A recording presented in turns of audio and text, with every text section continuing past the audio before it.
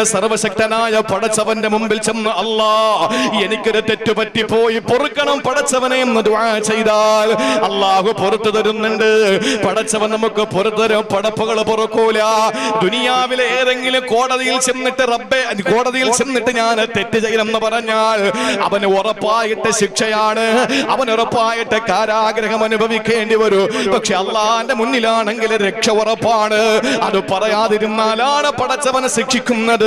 അള്ളാഹുവിന്റെ മുമ്പിൽ ഏറ്റുപറഞ്ഞ പടച്ചവൻ നമ്മെ രക്ഷിക്കുന്നതാണ്, ശിക്ഷിക്കുകയില്ല. ലോകത്തുള്ള ലക്ഷോപലക്ഷം ജനങ്ങളെ പക്ഷപാതമില്ലാതെ രക്ഷിക്കുന്ന ശിക്ഷിക്കുന്ന രക്ഷിതാവായ അല്ലാഹ് നമ്മുടെ പാപങ്ങളെ ഏറ്റുപറഞ്ഞുകൊണ്ട് പൊട്ടിക്കരഞ്ഞൊന്ന് ദുആ ചെയ്യുമോ, പശ്ചാത്തപിച്ചൊന്ന് മടങ്ങുമോ? ഈ ആയത്തിന്റെ ശേഷം അല്ലാഹു പറയുന്ന ഒരു ആയത്തുണ്ട്. എന്താണെന്നറിയോ? അല്ലാഹ് പറയുകയാണ്, നിങ്ങൾ കാരുണ്യത്തെ തൊട്ട് നിരാശപ്പെടല്ലേ, അല്ലാഹ് നിങ്ങൾക്ക് പുറത്തു തരുന്നതാണ്. ഇന്നലെ വരെ നിങ്ങൾ വള്ളത്തിൽ വെച്ചോ, വള്ളത്തിൽ പോയിട്ട് തിരികെ വന്നിട്ടോ, വള്ളത്തിൽ പോകുന്നതിന് മുമ്പോ, അല്ലെങ്കിൽ കടപ്പുറത്ത് വെച്ചോ, അല്ലെങ്കിൽ നിങ്ങളുടെ വീടിന്റെ ഉള്ളറകളിൽ വെച്ചോ നിങ്ങൾ കള്ളു കുടിച്ചിട്ടുണ്ടെങ്കിൽ എന്റെ ചെറുപ്പക്കാരാ, വെള്ളിയാഴ്ച രാവാണ്. ഇന്ന് വഴല് കഴിഞ്ഞ് വീട്ടിലേക്ക് പോകുമ്പോ എല്ലാവരും കിടന്നുറങ്ങുമ്പോ ഒളവ് ചെയ്തിട്ട് 2 റക്അത്ത് നമസ്കരിച്ചിട്ട് അള്ളാന്റെ മുന്നിൽ പൊട്ടിക്കരഞ്ഞൊന്ന് ദുആ ചെയ്യുവോ? പടച്ചവനെ പുറത്തു തരണേ അല്ലാ, തെറ്റ് പറ്റിപ്പോയി പടച്ചവനെ എന്ന് പറയാൻ നിങ്ങൾക്ക് കഴിയോ? ഇന്നല്ലാഹ യഗ്ഫിറു ദുനൂബ ജമീആ. കാരുണ്യവാനായ നമ്മുടെ പടച്ചവനുണ്ടല്ലോ, സ്നേഹസമ്പന്നനായ നമ്മുടെ പടച്ചവനുണ്ടല്ലോ, അവൻ നമ്മുടെ പാപങ്ങളെല്ലാം പുറത്തു തരുന്നതാണ്, സംശയിക്കണ്ട.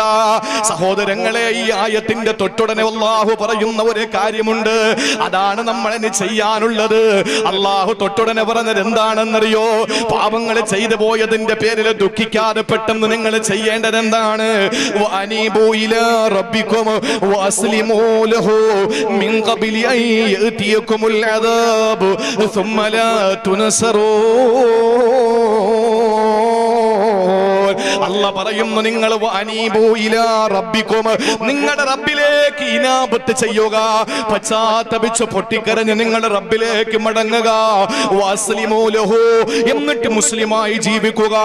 ചെയ്തു പോയ തെറ്റുകളെല്ലാം അവസാനിപ്പിച്ച് ഇനി ഒരിക്കലും ആ തെറ്റിലേക്ക് മടങ്ങില്ല എന്ന ദൃഢനിശ്ചയം ചെയ്ത് അള്ളാന്റെ മുമ്പിലെല്ലാം ഏറ്റുപറഞ്ഞിട്ട് വഅസ്ലിമൂ ലഹു, മുസ്ലിമായി കൊണ്ട് നിങ്ങൾ കഴിയുമോ? എന്നാ നിങ്ങൾക്ക് അല്ലാഹു പുറത്തു തരുന്നതാ ഒരൊറ്റ ചെറിയ സംഭവം മാത്രം ഞാൻ എന്റെ പ്രിയപ്പെട്ട സഹോദരങ്ങളുടെ മുന്നിൽ പറയുകയാ. നമുക്കൊന്ന് നന്നാകാ, നമ്മുടെ ജീവിതത്തിൽ ഒരു മാറ്റമുണ്ടാകാ. പ്രസംഗ ഷാഫി ഇമാമിനെ അറിയില്ലേ?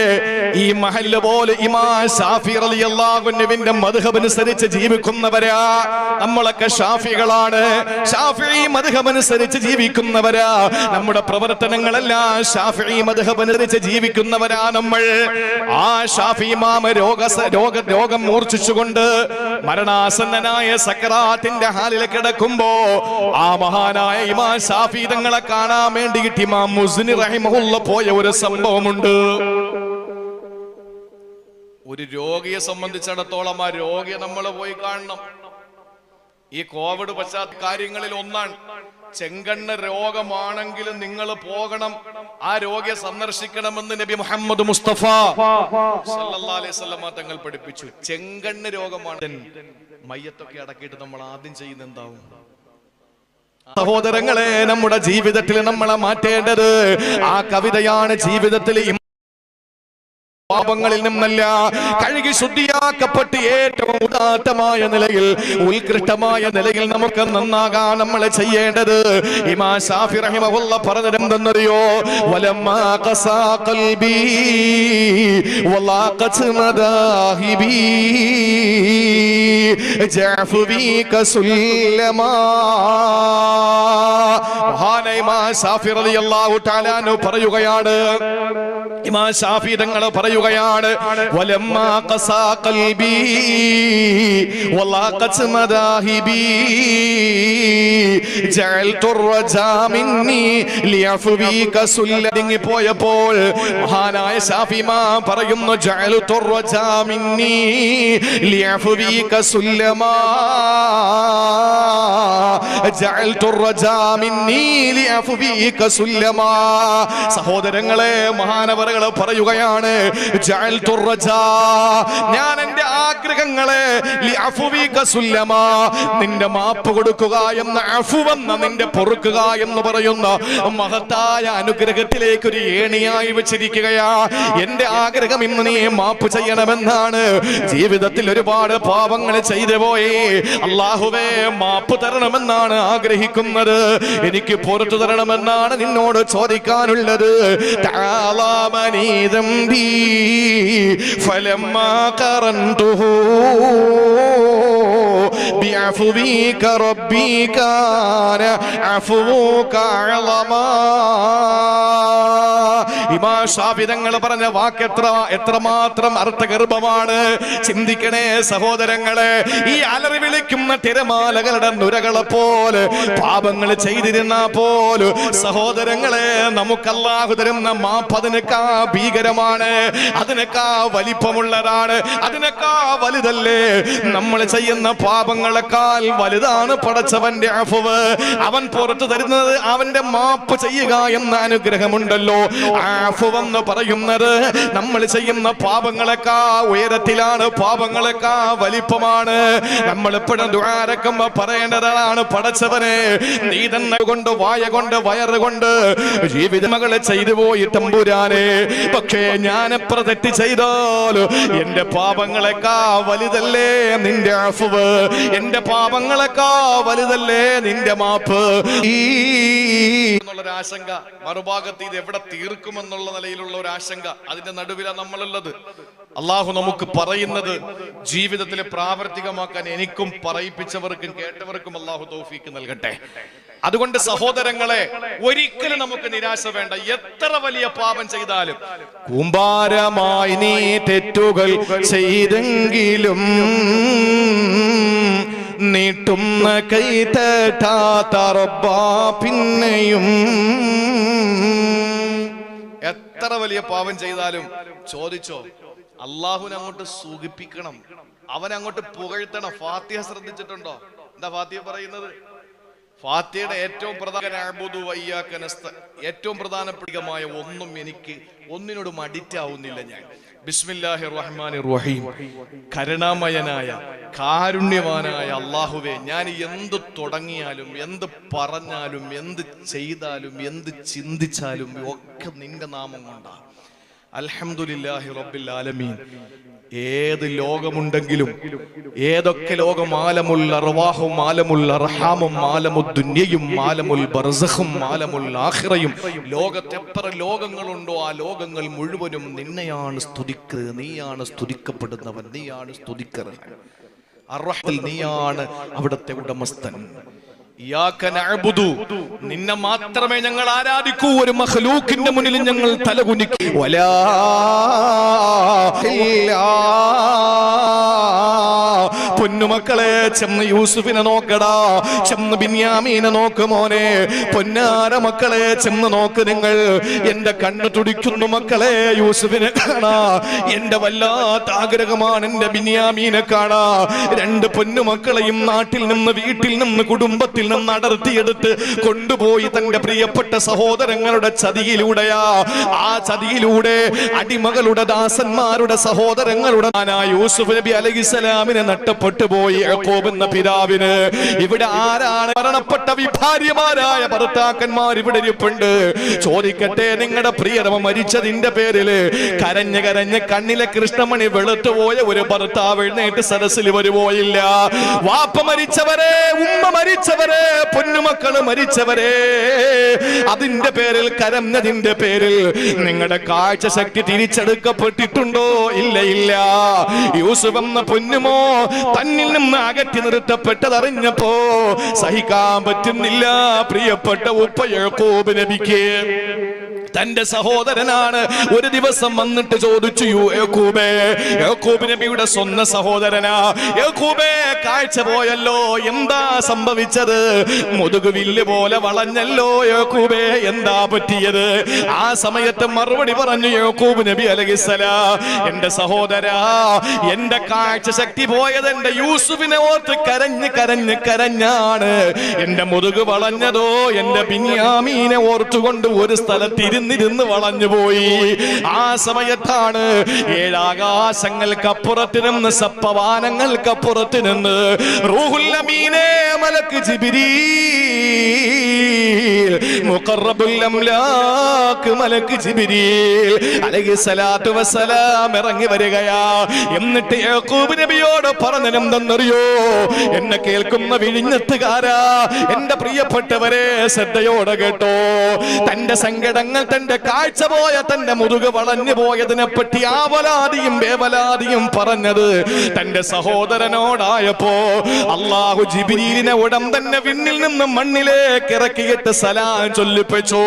ജിബ്രീൽ വന്നിട്ട് പറഞ്ഞു, അല്ലയോ യാക്കൂബ് നബിയെ, ഇന്നല്ലാഹ യുഖരിഉക സലാം, അല്ലാഹ് നിങ്ങൾക്ക് സലാം പറഞ്ഞു വിട്ടിരിക്കുകയാണ് യാക്കൂബ് നബിയെ. അല്ലാഹ് ചോദിക്കുന്നു, അമാ തസ്തഹീ, നിങ്ങൾക്ക് നാണമില്ലേ എന്നല്ല ചോദിക്കുകയാ.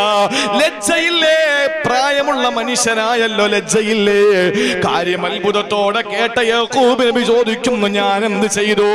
എന്റെ റബ്ബിനോട് ഞാൻ എന്ത് ചെയ്തു? ആ സമയത്താണ് യാക്കൂബ് നബി അലൈഹിസ്സലാം പറയുകയാണ്, യാക്കൂബ് നബിയോട് പറയുകയാണ്, ജിബ്രീൽ അലൈഹിസ്സലാം പറഞ്ഞു, നിങ്ങളുടെ ദുഃഖങ്ങളും പ്രയാസങ്ങളും വിഷമങ്ങളും എല്ലാം നിങ്ങൾ ആരോടാണ് ഇപ്പൊ ആവലാതി പറഞ്ഞത്? നിങ്ങളെ സങ്കടങ്ങൾ എണ്ണിപ്പറഞ്ഞ നിങ്ങളുടെ സഹോദരനോടല്ലേ? അള്ളാഹുവിനോട് നിങ്ങൾക്ക് പറഞ്ഞൂടെ? അള്ളാഹു അത് കേൾക്കുമല്ലോ. ആ സമയത്താണ് മഹാനായ യാക്കൂബ് നബി അലൈഹിസ്സലാം അവിടെ നിന്ന് വിളിച്ചു പറഞ്ഞു. വിശുദ്ധ ഖുർആൻ പറയുന്നുണ്ട്, ഈ ആയത്തിന്റെ തൊട്ടുമുകളിൽ പറയുന്ന ആയത്താണ്. യാക്കൂബ് നബി അലൈഹിസ്സലാം അവിടെ നിന്ന് വിളിച്ചു പറഞ്ഞത്, ഇന്നമാ അശ്കൂ ബസീ വഹുസ്നി ഇലല്ലാഹ്, ഇന്നമാ അശ്കൂ ബസീ വഹുസ്നി ഇലല്ലാഹ്, എന്റെ സങ്കടങ്ങളും എന്റെ വേദനകളും എന്റെ യാതനകളും എന്റെ നൊമ്പരങ്ങളും എന്റെ എല്ലാ ദുഃഖങ്ങളും എന്റെ റബ്ബേ നിന്റെ മേൽ ഞാൻ ഏൽപ്പിക്കുകയാണ്, നിന്നെ ഏൽപ്പിക്കുകയാ. ഇന്നമാ അശ്കൂ ബസീ വഹുസ്നി ഇലല്ലാഹ്, എന്റെ സർവ്വ ദുഃഖങ്ങളും ഞാൻ നിന്നെ ഏൽപ്പിക്കുകയാ. ഇതങ്ങോട്ട് പറഞ്ഞപ്പോൾ ജിബ്രീൽ മടങ്ങിയെത്തിയിട്ട് യാക്കൂബ് നബിയോട് പറയുന്നു, ഓ യാക്കൂബ് നബിയെ, പടച്ചവൻ നിങ്ങളുടെ ശിക്കായത്ത് കേട്ടു, നിങ്ങൾ ആവലാതി അല്ല കേട്ടു, അല്ലാഹു നിങ്ങളുടെ സങ്കടങ്ങളെല്ലാം കേട്ടിരിക്കുകയാ. ആ സമയത്ത് യാക്കൂബ് നബി വീണ്ടും പറയുന്നു, പടച്ച റബ്ബേ, ഈ പ്രായമായ വൃദ്ധനെ നീ കാണുന്നില്ല റബ്ബേ, എന്റെ പൊന്നുമോ യൂസുഫ് എനിക്ക് നഷ്ടമായി, എന്റെ കാഴ്ചയും പോയി, എന്റെ ബിന്യാമീൻ നഷ്ടമായി, എന്റെ മുതുകും വില്ല് പോലെ വളഞ്ഞല്ല റബ്ബേ. പടച്ചവരെ, ഫർദുദ് അലയ്യ യൂസുഫ് റൈഹാനതി, എന്റെ പനിനീർ പുഷ്പമായ, എന്റെ പനിനീരായ, എന്റെ പുഷ്പമായ എന്റെ പൊന്നുമോനെ എനിക്ക് മടക്കി തരണേ അല്ലോ. അശുമുഹോ ശമ്മ, ഞാനൊന്ന് മണപ്പിക്കട്ടെ, ഞാനൊന്ന് മുത്തം കൊടുക്കട്ടെ, ഞാനൊന്ന് മതിവരുവോളം ആ റൈഹാൻ പുഷ്പത്തെ ഒന്ന് ആസ്വദിക്കട്ടെ. ഖബുലൽ മൗതി, എന്റെ മരണത്തിന് മുമ്പ് ഞാനൊന്ന് എന്റെ പൊന്നുമോനെ എടുത്തൊന്ന് മുത്തം കൊടുക്കട്ടെ. ഈ സമയത്ത് അല്ലാഹു പറഞ്ഞതെന്തെന്നറിയോ? ജീവിതത്തിൽ ഒരിക്കലും മടക്കി കിട്ടില്ല എന്ന് ഭയപ്പെട്ട യാക്കൂബ് നബിയുടെ പൊന്നുമോ യൂസുഫിനെ പറ്റി, ഒരിക്കലും തനിക്ക് കിട്ടില്ല ജയിലിൽ അടയ്ക്കപ്പെട്ട ബിന്യാമീനെ പറ്റി സഹോദരങ്ങളെ അല്ലാഹു ജിബ്രീൽ എന്ന മലക്കിന്റെ മാധ്യമത്തിൽ അല്ലാഹുവിന്റെ ഹബീബായ യാക്കൂബ് നബിയോട് പറഞ്ഞതെന്തെന്നറിയോ? യാക്കൂബ് നബിയെ, വഇസ്സതി, എന്റെ അന്തസ്സും എന്റെ ആഭിജാത്യത്തെ തന്നെയാണ് സത്യം, ലൗ കാനാ മയ്യിതൈനി ലനശർതുഹുമാ, ഇനി ബിന്യാമീൻ യൂസുഫും മരിച്ചെന്ന് വെക്കട്ടെ, എന്നാ പോലും യാക്കൂബ് നബിയെ നിങ്ങൾക്ക് ഞാൻ കൊണ്ടെത്തി തരുന്നതാ. ആ യൂസുഫിനെയും ബിന്യാമീനെയും ഞാൻ ഖബർ പിളർന്നിട്ട് ഞാൻ നിങ്ങളുടെ മുന്നിൽ കൊണ്ടുവരുമായിരുന്നു നബിയെ. ഇതാര് പറയുന്നതാണ്? പടച്ച റബ്ബ് പറയുന്നതാ, അല്ല പറയുന്നതാണ് മഹാനായ യാക്കൂബ് നബിയോട്. ലൗ കാനാ മയ്യിതൈനി, യൂസുഫും ബിന്യാമീനും ബിന്യാമീനും മരിച്ചെങ്കിൽ പോലും ലനസർതുഹുമാ, നിങ്ങൾക്ക് ഞാൻ ഖബർ പിളർന്നിട്ട് കൊണ്ട് തരുമായിരുന്നു യാക്കൂബ് നബിയെ. എന്തുകൊണ്ടാണ് പറഞ്ഞതെന്നറിയോ സഹോദരങ്ങളെ? എന്തുകൊണ്ടാണ് അല്ലാഹു യാക്കൂബ് നബിയോട് അങ്ങനെ പറഞ്ഞത്? യാക്കൂബ് നബി ഒരൊറ്റ കാര്യം പറഞ്ഞു. എന്താ?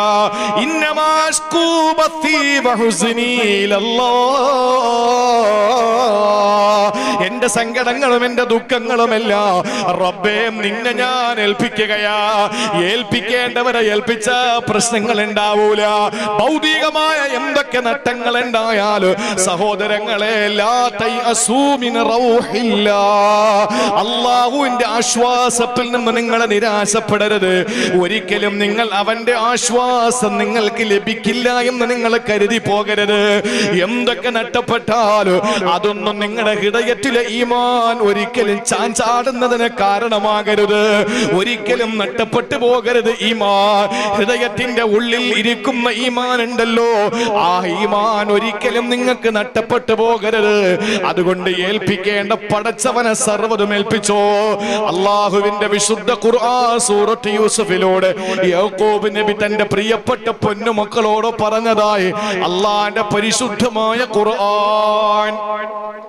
അള്ളാഹു മനസ്സിലാക്കാനുള്ള തൗഫീക്ക് തരട്ടെ. അതുകൊണ്ട് ഭൗതികമായി എന്തൊക്കെ നഷ്ടം വന്നാലും, എന്ത് നഷ്ടം വന്നാലും നമ്മളെന്തിനാണ്?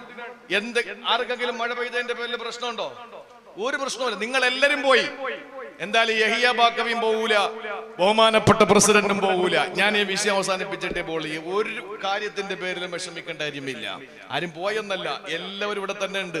ഞാൻ ഉദാഹരണം പറഞ്ഞത്, ഇനി മഴ പെയ്തു, എല്ലാവരും പോയി, എല്ലാവരും പോയി. നിങ്ങൾ ആലോചിച്ച് നോക്ക്, എന്ത് നഷ്ടം വന്നാ നമുക്ക് എന്ത് പ്രശ്നം? എന്ത് ജോലി പോയി പോട്ടെ, അൽഹംദുലില്ലാ, നമുക്കെന്താ പ്രശ്നം? അള്ള തരുന്നതല്ലേ ഇതൊക്കെ. ലാ തൈഅസൂ മിൻ റൗഹില്ലാ, അങ്ങനെ ഒരു മനസ്സിലേക്ക് നമ്മൾ കൊണ്ടുപോവാ. ഈ മഹാന്മാരൊക്കെ അങ്ങനെ ആയത് അങ്ങനെയാണ്. മുഹീദ്ദീൻ ശൈഖ് റളിയല്ലാഹു അൻഹു ആ പദവിയിൽ എത്തിച്ചേർന്നത് അതുകൊണ്ടാണ്. ദുനിയാവിൽ എന്തൊക്കെ നഷ്ടപ്പെട്ടാലും നമുക്കൊരു കുലുക്കം ഉണ്ടാവാൻ പാടില്ല. പോകുന്നത് പോട്ടെ, പോയതിനേക്കാൾ നല്ലത് അല്ലാഹു മടക്കി തരും. അതാണ് പറഞ്ഞത്, ആശ്വാസം അല്ലാഹുവിൽ നിന്ന് നിങ്ങൾ നിരാശനാകരുത്. മടക്കി കൊടുത്തില്ലേ? ചിന്തിക്ക്, യൂസുഫ് നബിയെ മടക്കി കൊടുത്തില്ലേ? യൂസുഫ് നബി അലൈഹിസ്സലാമിനെ അല്ല മടക്കി കൊടുത്തു. ബിന്യാമീൻ എന്ന പൊന്നുമോനെ അല്ല മടക്കി കൊടുത്തു. രണ്ട് മക്കളെയും അല്ലാഹു മടക്കി കൊടുത്തു. രണ്ടുപേരെയും മടക്കി കൊടുത്തു. യൂസുഫ് നബി മടക്കി കൊടുത്തത് അങ്ങനെയാണ്. പോയത് ചെറിയ കുട്ടിയായിരിക്കുമ്പോ പൊട്ടക്കിണറ്റിൽ വലിച്ചെറിയപ്പെട്ട് അവസാനം ഉടുത്തിരിക്കുന്ന എത്രത്തോളം ചെറുപ്പമുണ്ടെന്ന് ചോദിച്ചാൽ യൂസുഫ് നബി അലൈഹിസ്സലാമിന്റെ ശരീരത്ത് കിടക്കുന്ന കുപ്പായം അഴിച്ചെടുത്തിട്ടാണ് ചെന്നായ പിടിച്ചു എന്ന് തോന്നാൻ വേണ്ടിയിട്ട് ആടിനെ അറുത്തിട്ട് അതിന്റെ ബ്ലഡ് ഈ കമീസിൽ പുരട്ടിയിട്ട് വിവസ്ത്രനായി യാക്കൂബ് നബിയുടെ പൊന്നുമോ യൂസുഫിനെ പൊട്ടക്കിണറ്റിൽ വലിച്ചെറിഞ്ഞു. സഹോദരങ്ങൾ, ഒന്ന് ചിന്തിച്ചു നോക്കിയേ. ആ യൂസുഫ് നബി അലൈഹിസ്സലാം, പൊട്ടക്കിണറ്റിൽ വലിച്ചെറിയപ്പെട്ട യൂസുഫ് നബി അലൈഹിസ്സലാം, ബാലചാപല്യങ്ങളുള്ള യൂസുഫ് നബി അലൈഹിസ്സലാം, യാക്കൂബ് നബി അള്ളാഹുവിലേക്ക് സർവ്വതും ബരമേൽപ്പിച്ചിട്ട് അവന്റെ ആശ്വാസത്തിൽ നിന്ന് നിരാശനാകാതെ എല്ലാ റബ്ബിലേക്ക് ബരമേൽപ്പിച്ചപ്പോ അള്ളാഹു മടക്കി കൊടുത്തത് ആരായിട്ടാണ്? നഷ്ടപ്പെട്ടതുപോലെയാണ് തിരിച്ചു കൊടുത്തത്. ആ പൊട്ടക്കിണറിൽ കിടക്കുന്ന യൂസുഫായിട്ടാണോ മടക്കി കൊടുത്തത്?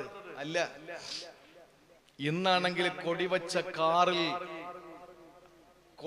കാറിൽ ചീറിപ്പാഞ്ഞു പോകുന്ന അവിടുത്തെ മന്ത്രി പുങ്കവനായി തിരിച്ചു കൊടുത്തു.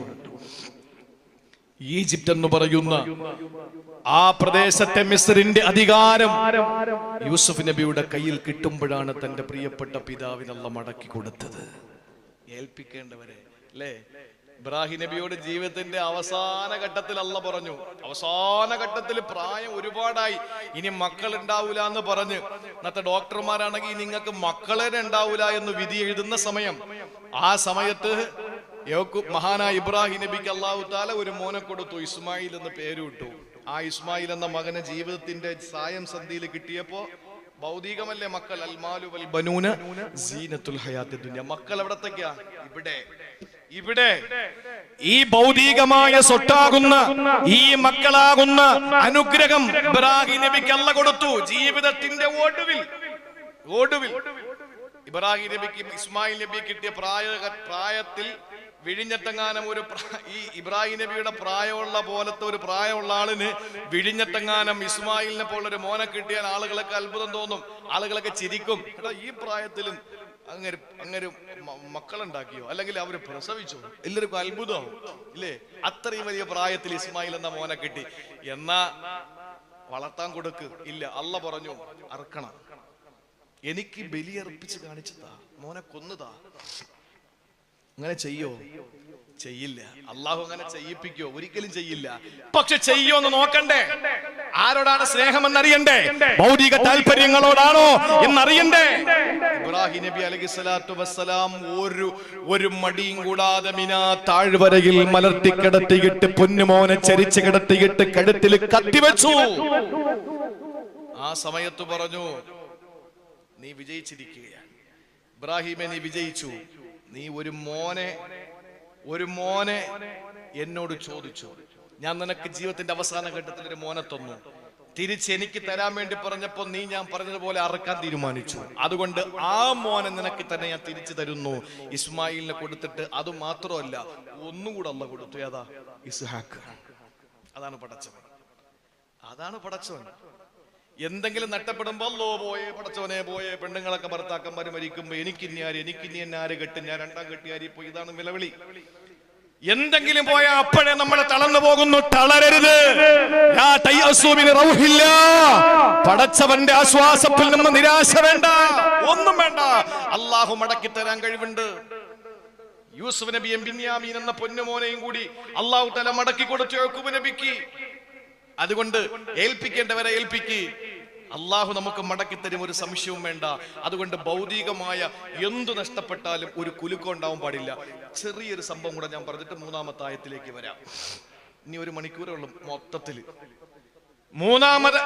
ഈ ഒരൊറ്റ ചെറിയ സംഭവം കൂടെ പറഞ്ഞിട്ട് മൂന്നാമത്തെ കാര്യത്തിൽ വരാം. സഹോദരിമാർക്ക് വേണ്ടിയിട്ട് ഞാൻ പറയാണ്, ഒരിക്കൽ മഹാനായ അബുൽ ഹസൻ റഹിമഹുല്ലാഹ് മഹാനവറുകള് വിശുദ്ധമായ ഹജ്ജ് കർമ്മത്തിന്റെ ഇടയിൽ മത്താഫിൽ ഒരു പെണ്ണിനെ കാണുകയാണ്.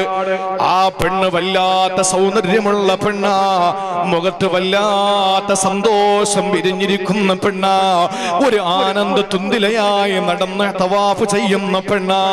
അബുൽ ഹസൻ റളിയല്ലാഹു അൻഹു പെണ്ണിനെ കണ്ടപ്പോൾ, കണ്ടിട്ടില്ലേ മത്താഫിൽ പോയാൽ അറിയാലോ, അന്നൊക്കെ ഹജ്ജിന് പോകാൻ പറയുമ്പോ ഉംറയ്ക്ക് പോകാൻ പോകുമ്പോ പറഞ്ഞതെന്താണ്? ഇല്ല, പൈസയൊക്കെ കുറഞ്ഞിട്ട് പോകാ, പല കാരണങ്ങളും പറഞ്ഞു, മോളെ കെട്ടിക്കട്ടെ, പെണ്ണ് കെട്ടട്ടെ, കട തുറക്കട്ടെ, വണ്ടി എടുക്കട്ടെ എന്നൊക്കെ പറഞ്ഞു നിന്നവരെ ഇനി ഒന്ന് ഉംറയ്ക്ക് പോകണമെങ്കിൽ കോവിഡിന് മുമ്പ് പോയപ്പോൾ എത്ര രൂപയായിരുന്നു, അതിന്റെ ഒരു ഇരട്ടി കൊടുത്താലും പോകാൻ പറ്റുമെന്ന് പരീക്ഷ വേണ്ട. 60,000 50,000 രൂപയ്ക്ക് ഉംറയ്ക്ക് പോയവര് ഇനി 1 ലക്ഷവും 1,25,000 നിങ്ങൾക്ക് പോകാൻ പറ്റുമെന്ന് പരീക്ഷ വേണ്ട. അന്നത്തെ പോലെ തോന്നുമ്പോൾ ഉംറ ചെയ്യാറ്, ഏത് സമയത്തും ശുദ്ധമായ ഹറമിൽ ചെന്നിരിക്കാറ്, ഏത് സമയത്തും ഹിജ്ർ ഇസ്മായിലിനകത്ത് കയറിയിരിക്കാറ്, എപ്പോൾ വേണമെങ്കിലും മത്താഫിലൂടെ തവാഫ് ചെയ്യാറ്, ഏത് സമയത്ത് വേണമെങ്കിലും ഹജറുൽ അസ്വദ് ഒന്ന് മുത്തം കൊടുക്കാൻ കഴിയുമെന്നുള്ള ചിന്ത ഈ കണക്കനുസരിച്ച് ഇപ്പോഴും നമുക്ക് അനുവദിക്കപ്പെടുമെന്ന് ചിന്തിക്കണ്ട. ഇനി പടച്ചവന്റെ കയ്യിലാണ്, നമുക്ക് നന്നായിട്ട് ദുആ ചെയ്യാ. സഹോദരങ്ങളെ, തവാഫ് ചെയ്യുമ്പോൾ കണ്ടിട്ടില്ലേ, സങ്കടപ്പെട്ടുകൊണ്ടാണ് പലരും തവാഫ് ചെയ്യുന്നത്. അത് താരി നിൽക്കുന്നു, അത് നോട്ടമില്ല, ഇതെവിടാണ് നിൽക്കുന്നത്? സഹാബാക്കളോട് ഓടിച്ചാടി നടന്ന മണ്ണല്ലേ, പ്രവാചകന്മാരുടെ ചുടുനിണം കൊണ്ട് ചായമണിഞ്ഞ മണ്ണല്ലേ, ഇത് അല്ലാഹുവിന് വേണ്ടി ആദ്യമായി പണി കഴിപ്പിക്കപ്പെട്ട ഭവനമല്ലേ? കരിമ്പടം പുറച്ചു നിൽക്കുന്ന കറുത്ത സുന്ദരിയായ കഅബ ശരീഫിന്റെ മുമ്പിൽ നിൽക്കുമ്പോ കഥനക്കഥകളെല്ലാം കണ്ണുനീരൊലിപ്പിച്ചുകൊണ്ട് കരഞ്ഞു കലങ്ങിയ കണ്ണുകളോടെ കാരുണ്യവാനായ പടച്ചവന്റെ മുന്നിൽ കൈകൾ നീട്ടിയിട്ട് കരഞ്ഞവതരിപ്പിക്കുമ്പോ, പ്രിയപ്പെട്ട സഹോദരങ്ങളെ, എല്ലാവരും മനസ്സും ശരീരവും ആ വിശുദ്ധമായ മത്താഫിൽ അർപ്പിച്ചുകൊണ്ടാണ് സംസാരിക്കുന്നത്. ഇവിടെ നേരെ തിരിച്ചൊരു പെണ്ണ് സന്തോഷവതിയായി ഇങ്ങനെ നടന്നു പോകുന്നു. അബുൽ ഹസൻ തങ്ങൾ പറഞ്ഞു, ഈ പെണ്ണിന് ജീവിതത്തിൽ ഒരു പരീക്ഷണങ്ങളും വന്നിട്ടുണ്ടായിട്ടില്ല, ഈ പെണ്ണ് ഏറ്റവും വലിയ സന്തോഷവതിയാണ്, അതുകൊണ്ടാണ് ഇങ്ങനെ പോകുന്നതെന്ന് പറഞ്ഞപ്പോൾ ആ പെണ്ണ് അബുൽ ഹസൻ തങ്ങളുടെ ഈ വാക്ക് കേട്ടു. എന്താ പറഞ്ഞത്? ജീവിതത്തിൽ ഒരു പരീക്ഷണവും നേരിടാത്ത പെണ്ണാണ് ഈ പെണ്ണ്. ഇത് കേട്ടപ്പോൾ ആ പെണ്ണ് തിരിഞ്ഞു നിന്നിട്ട് ചോദിച്ചു, അല്ലയോ തങ്ങളെ, നിങ്ങൾ നിങ്ങൾ എന്തായി പറഞ്ഞത്? ജീവിതത്തിൽ ഒരു പരീക്ഷണവും നേരിടാത്ത ഒരു പെണ്ണാണ് ഞാൻ എന്നല്ലേ നിങ്ങൾ പറഞ്ഞത്? എന്നാ നിങ്ങൾ കേട്ടോ, വല്ലാഹി ഇന്നി ലവസീഖത്തും ബിൽ അഹ്സാ, ദുഃഖങ്ങളുടെ വലിയ ഭാണ്ഡക്കെട്ടുമായി ഞാൻ നടക്കുന്നവളാണ്. മായുശാരികുനി അഹദും ഫിൽ അസ്ഖാസ്, ജനങ്ങളിൽ എന്നെ പോലെ ദുഃഖിച്ച ഒരു പെണ്ണ് ലോകത്ത് വേറെയില്ല അബുൽ ഹസൻ തങ്ങളെ. എന്താണ് കാര്യമെന്ന് ചോദിച്ചപ്പോൾ ആ സ്ത്രീ അവരുടെ ജീവിതത്തിന്റെ കഥനക്കഥ പറയാൻ തുടങ്ങി. എന്തെന്നറിയോ? അബുൽ ഹസൻ തങ്ങളോട് മത്താഫിൽ വെച്ചുകൊണ്ട് ആ പെണ്ണ് പറഞ്ഞു, ഇങ്ങനെ ഒരു പെണ്ണിന്റെ പരീക്ഷണം എന്റെ പ്രിയപ്പെട്ട പെങ്ങന്മാരെ നമ്മുടെ ജീവിതത്തിൽ വന്നിട്ടുണ്ടാവൂല. എന്ത് പരീക്ഷണമാണ് അള്ളാഹു ആ പെങ്ങൾക്ക് കൊടുത്തതെന്നറിയോ? അവര് പറയുകയാണ്, എനിക്ക് 4 മക്കൾ ഉണ്ടായിരുന്നു, മൂത്തത് പെൺകുട്ടിയാ. എന്റെ പൊന്നുമോളെ അടുത്ത ഗ്രാമത്തിൽ ഞാൻ വിവാഹം കഴിപ്പിച്ചയച്ചു. പിന്നെ ഒരു വയസ്സ് വ്യത്യാസമുള്ള 2 ആൺകുട്ടികളാണ്, ചെറിയ മക്കളാണ്. അവര് ബാലചാപ്പല്യമുള്ള പൊന്നുമക്കളാണ്. ഏറ്റവും ഇളയത് മുലകുടി പ്രായമുള്ള ചെറിയ കൈക്കുഞ്ഞാണ്. ഈ 3 മക്കളും ഞാനും എന്റെ ഭർത്താവും സന്തോഷത്തോടെ എന്റെ വീട്ടിൽ കഴിയുമ്പോൾ എന്റെ പ്രിയപ്പെട്ട പൊന്നുമോള്, 4ാമതുള്ള പൊന്നുമോള്, അവൾ വിവാഹം കഴിപ്പിച്ചയച്ച് അവിടെ അടുത്ത ഗ്രാമത്തിൽ ഭർത്താവിന്റെ വീട്ടില. ഈ 3 മക്കളും ഞാനും എന്റെ ഭർത്താവും വളരെ സന്തോഷത്തോടെ കഴിഞ്ഞു പോകുമ്പോ ഒരു ദിവസം എന്റെ ഭർത്താവ് ദാനം ചെയ്യുന്നതിന് വേണ്ടി ഒരു ആടിനെ വാങ്ങിക്കൊണ്ടുവന്നു. ആടിനെ അറുത്തു. എന്നിട്ട് അതിന്റെ മാംസം ഇങ്ങനെ ദാനം ചെയ്ത് ചെറിയ ചെറിയ ഭാഗങ്ങളാക്കിയിട്ട് ഓരോ വീടുകളിൽ കൊണ്ടു കൊടുത്തു. അങ്ങനെ ഞാനും എന്റെ പ്രിയപ്പെട്ട ഭർത്താവും എന്റെ 3 മക്കളും കൂടി സന്തോഷത്തോടെ നല്ല നിലയിൽ കഴിഞ്ഞിരിക്കുന്ന ആ സമയത്ത് എന്റെ ഭർത്താവ് ആടിനെ അറുത്തിട്ട് അതിന്റെ മാംസം ദാനം ചെയ്യുന്നത് എന്റെ 2 മക്കളെ കാണുന്നു. എന്റെ ഭർത്താവ് ഇറച്ചി കൊണ്ട് കൊടുക്കുന്നതിന് വേണ്ടിയിട്ട് അടുത്തുള്ള വീട്ടിലേക്ക് പോകുമ്പോ സുബ്ഹാനല്ലാഹ്, എന്റെ പൊന്നുമക്കൾ 2 പേരും മുറ്റത്തിരുന്ന് കളിക്കുകയാണ്. അതിൽ മൂത്ത കുട്ടി എന്റെ ഇളയ കുട്ടിയോട് പറഞ്ഞു, എന്റെ പ്രിയപ്പെട്ടവരെ ചിന്തിക്കണേ, മൂത്ത കുട്ടി ഇളയ കുട്ടിയോട് പറഞ്ഞു, വാപ്പ എങ്ങനാണ് ആടിനെ അറുത്തതെന്നറിയോ? ഇല്ല എന്ന് അവൻ മറുപടി പറഞ്ഞപ്പോ എന്റെ ഭർത്താവ് ആടിനെ അറുത്ത കത്തിയെടുത്തിട്ട് എന്റെ 2ാമത്തെ മകന്റെ കഴുത്തിലേക്ക് എന്റെ മൂത്ത മകന് കത്തി കൊണ്ടിറക്കുകയാ. എന്റെ പൊന്നുമോന്റെ കബന്ധമായ ശരീരമുണ്ടല്ലോ, ഉടലിൽ നിന്ന് എന്റെ പൊന്നുമോന്റെ തലയറ്റുപോയി. ആ സമയത്ത് എന്റെ പ്രിയപ്പെട്ട ഭർത്താവ് കണ്ടുകൊണ്ട് ഓടി വരികയാ. എന്റെ ഇളയ മകന്റെ കരച്ചിൽ ഇങ്ങനെ പൊട്ടിക്കരച്ചിലായപ്പോ പൊട്ടിക്കരയുന്ന പൊന്നുമോനെ വാരിക്കോരി എടുക്കുന്നതിന് വേണ്ടി എന്റെ പ്രിയപ്പെട്ട ഭർത്താവ് ഓടിയെത്തി. ആ സമയത്ത് മൂത്ത പൊന്നുമോൻ അവന്റെ കയ്യിൽ നിന്ന് കത്തി വലിച്ചെറിഞ്ഞിട്ട് വീടിന്റെ പുറകുവശത്തുള്ള കൊടും വനത്തിലേക്ക് ഓടുകയാ. വാപ്പ തല്ലുമെന്ന് ഭയപ്പെട്ടുകൊണ്ട് എന്റെ പൊന്നുമോന് ആ കാട്ടിലേക്ക് ഇങ്ങനെ ഓടിക്കയറി. എന്റെ ഭർത്താവ് ഓടി പിന്നാലെ ഓടി, അടിക്കാനല്ല, തല്ലാനല്ല, കൊല്ലാനല്ല. അവിടെ ചെമ്പുലികളും അതുപോലെ കടുവകളും അതുപോലെ ചെന്നായിക്കൂട്ടങ്ങളുമുള്ള കൊടുംവനമാണ്. എന്റെ പൊന്നുമോന് ഏതെങ്കിലും അപകടത്തിൽപ്പെട്ടാലോ എന്ന് ഭയപ്പെട്ടുകൊണ്ട് ആ പ്രിയപ്പെട്ട ഭർത്താവ് എന്റെ പ്രിയതമൻ ഓടിപ്പോയി. ആ സമയത്ത് എന്റെ പ്രിയപ്പെട്ട ഭർത്താവിന്റെ മുന്നിൽ വെച്ച് എന്റെ മൂത്ത മകനെ ചെന്നായ പിടിക്കുകയാ. എന്റെ പൊന്നുമോനെ ചെന്നായ പിടിച്ച് ശരീരം കടിച്ച് കീറിക്കളഞ്ഞു. എന്റെ ഭർത്താവ് അവിടെ നിന്ന് നോക്കുമ്പോ ഇത് കാണാൻ കഴിയാതെ മുറ്റത്ത് ചോരയിൽ കുളിച്ച് കിടക്കുന്ന പൊന്നുമോന, ആ പൊന്നുമോനെ കൊന്നു എന്ന പേര് കിട്ടേണ്ട പൊന്നുമോന് ചെന്നായ പിടിച്ചതിന്റെ പേരിൽ ഇന്ന് കൈകാലിട്ടടിച്ചുകൊണ്ട് ശരീരം കീറിപ്പറിഞ്ഞ് കൊടുംവനത്തില. ഇത് കണ്ട് താങ്ങാൻ കഴിയാതെ എന്റെ പ്രിയപ്പെട്ട ഭർത്താവ് ഹൃദയ സ്തംഭനം മൂലം കാട്ടിൽ വീണു മരിച്ചു പോവുകയാ.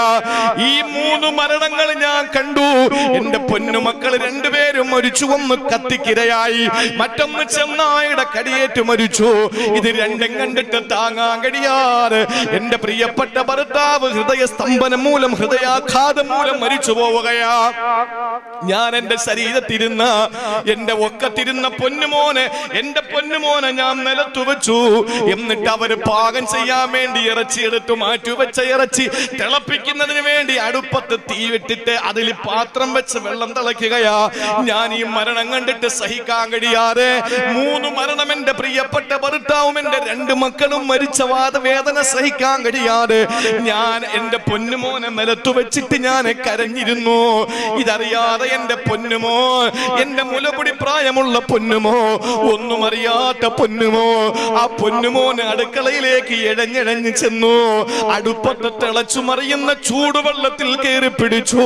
അത് എന്റെ പൊന്നുമോന്റെ തലയിലൂടെ വീണു. എന്റെ പൊന്നുമോന് വെന്തു മരിക്കുകയാ. എന്റെ 3 മക്കളും മരിച്ചു. എന്റെ പ്രിയപ്പെട്ട ഭർത്താവും മരിച്ചു. ഈ വിവരം അറിഞ്ഞിട്ട് തൊട്ടടുത്ത ഗ്രാമത്തിൽ വിവാഹം കഴിപ്പിച്ചയക്കപ്പെട്ട എന്റെ പൊന്നുമോള് ആ സമയം തന്നെ സഹിക്കാൻ കഴിയാതെ നിലംപൊത്തുകയാ. നോക്കുമ്പോ റബ്ബേ, എന്റെ 4 മക്കളും മരിച്ചിരിക്കുകയാ. എന്റെ 4 മക്കളും മരിച്ചു. എന്റെ തുണയായ എന്റെ ഭർത്താവും മരിച്ചു. ഞാൻ അവിടെ നിന്ന് പുറത്തേക്ക് ഇറങ്ങി. നേരെ വന്നത് ഈ മത്താഫിലാണ്. അബുൽ ഹസൻ തങ്ങളെ പറ, അബുൽ ഹസൻ തങ്ങളെ, ഞാൻ സന്തോഷവതിയല്ലേ? ഞാൻ ദുഃഖിതയാണോ? സന്തോഷിക്കേണ്ടവളല്ലേ? ഇന്നെന്റെ ഭർത്താവില്ല, എന്റെ 4 മക്കളെയും എനിക്ക് നഷ്ടമായി. ഞാൻ സന്തോഷിക്കണോ ദുഃഖിക്കണോ? നിങ്ങളെ പറ. ചോദിച്ചു. നിങ്ങൾ ചിരിക്കുകയല്ലേ ചെയ്യുന്നത്? നിങ്ങളുടെ മുഖത്ത് സന്തോഷമല്ലേ, ദുഃഖമില്ലല്ലോ. ഇതെങ്ങനെ നിങ്ങൾക്ക് കഴിയുന്നു എന്ന് ചോദിച്ചപ്പോ ആ മഹദി പറഞ്ഞ വാക്കെന്തെന്നറിയോ? ഞാൻ ക്ഷമയും അക്ഷമയും തമ്മിൽ കമ്പയർ ചെയ്തപ്പോ, ക്ഷമിക്കുമ്പോൾ അക്ഷമയുണ്ടാകുമ്പോൾ ക്ഷമിക്കാതെ നിലവിളിച്ചാൽ ഈ നഷ്ടപ്പെട്ടതൊന്നും എനിക്ക് മടക്കി കിട്ടൂലല്ലോ. എന്റെ ഭർത്താവിനെ, എന്റെ 3-4 മക്കളെയും എനിക്ക് മടക്കി കിട്ടൂല. ആ സമയത്ത് ഞാൻ ക്ഷമിച്ചാലോ നാളെ റബ്ബിന്റെ കോടതിയിൽ എനിക്ക് വലിയ പ്രതിഫലമുണ്ടല്ലോ. അതുകൊണ്ട് ഞാൻ ക്ഷമിക്കുകയാണ്. പറയൂ, ഞാൻ സന്തോഷിക്കേണ്ടവളല്ലേ? നിങ്ങൾ പറഞ്ഞതെന്താണ്? ഞാൻ സന്തോഷമുള്ളവളാണ്, ഒരു പരീക്ഷണവും ഇന്നോളം വരാത്തവളെന്നല്ലേ നിങ്ങൾ പറഞ്ഞത് എന്ന് പറഞ്ഞപ്പോൾ ഉത്തരം മുട്ടി അബുൽ ഹസൻ തങ്ങൾ മടങ്ങുകയാ. മത്താഫിൽ നിന്ന് നടന്ന് ഇങ്ങുമ്പോ ആ പെങ്ങൾ അവിടെ നിന്ന് പറയുന്ന വാക്ക് എന്തെന്നറിയോ? സബറതു വകാന സബൂറു ഖൈറ മുഅവ്വലി വഹൽ ജസഉ യുജ്ദാ അലയ്യ ഫഅജ്സഉ. ഞാൻ ക്ഷമിച്ചിരിക്കുകയാണ്. അക്ഷമ കൊണ്ട് എന്തെങ്കിലും നേടാൻ പറ്റുമായിരുന്നെങ്കിൽ ഞാൻ ക്ഷമിക്കാതെ നിലവിളിക്കുമായിരുന്നു.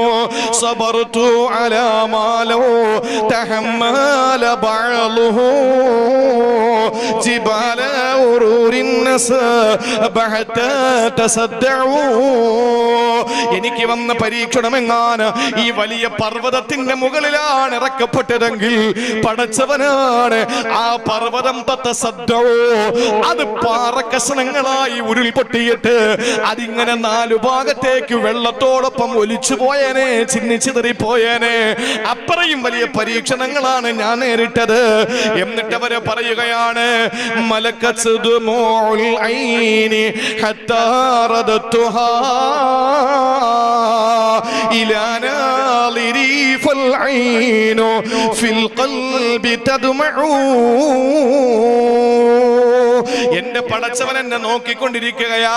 ഈ 4 മക്കളെയും എനിക്ക് തന്ന അല്ലാ, എന്റെ ഭർത്താവ് എനിക്ക് തന്ന അല്ലാ, സൗകര്യങ്ങൾ എനിക്ക് തന്ന അല്ലാ, ഇതൊക്കെ തിരിച്ചെടുത്തപ്പോ ഞാൻ എന്താണ് ചെയ്യുന്നതെന്നറിയാൻ വേണ്ടി എന്റെ റബ്ബ് എന്നെ നോക്കിക്കൊണ്ടിരിക്കുകയാ. പക്ഷേ അബുൽ ഹസൻ തങ്ങളെ, അല്ലാഹു എന്നെ നോക്കിക്കൊണ്ടിരിക്കുന്നത് കൊണ്ട് എന്റെ കണ്ണുകളെ സജലങ്ങളാകുന്നില്ല, എന്റെ നയനങ്ങളെ സജലങ്ങളാകുന്നില്ല, എന്റെ കണ്ണുകളെ കണ്ണീരൊലിക്കുന്നില്ല. പക്ഷേ ഫിൽ ഖൽബി തദ്മഉ, എന്റെ ഹൃദയം വിങ്ങുകയാ, എന്റെ ഹൃദയം പടപടയ്ക്കുകയാണ് എന്ന് പറഞ്ഞ് ആ മത്താഫിലൂടെ നടന്നു നീങ്ങുന്ന ഒരു ഭ്രാന്തിയെ പോലെ ഒരു പെണ്ണുണ്ട്. 4 മക്കളും ഭർത്താവും നഷ്ടപ്പെട്ടപ്പോഴും അവര് പറഞ്ഞതെന്താണ്? ഇതൊക്കെ തന്ന എന്റെ പടച്ചവൻ എന്നെ നോക്കുമ്പോ ഞാൻ എന്തിനാണ് സങ്കടപ്പെടേണ്ടത്? ഇത് തന്നെയല്ലേ യാക്കൂബിന് തന്റെ പ്രിയപ്പെട്ട മക്കളോട് പറഞ്ഞത്, ലാ തയസൂ മിൻ റൗഹില്ലാഹ്. അല്ലാഹു തരുന്ന ആശ്വാസത്തിൽ നിരാശരാകാൻ പാടില്ല. നമുക്ക് ചെറിയൊരു പരീക്ഷണം വന്നാൽ നമുക്ക് പിടിച്ചു നിൽക്കാൻ പറ്റുന്നില്ല. പിടിച്ചു നിൽക്കണം, പിടിച്ചു നിന്നേ പറ്റൂ. കാരണം ലോകം മുഴുവനും നഷ്ടപ്പെട്ടാലും, ആകാശം ഇടിഞ്ഞു വീണാലും, ഭൂമി പിളർന്നു പോയാലും, സാഗരങ്ങൾ എരച്ചു കയറിയാലും അല്ലാഹു നമുക്ക് നിശ്ചയിച്ചത് വരും. അത് കരഞ്ഞാലും വരും, ചിരിച്ചാലും വരും.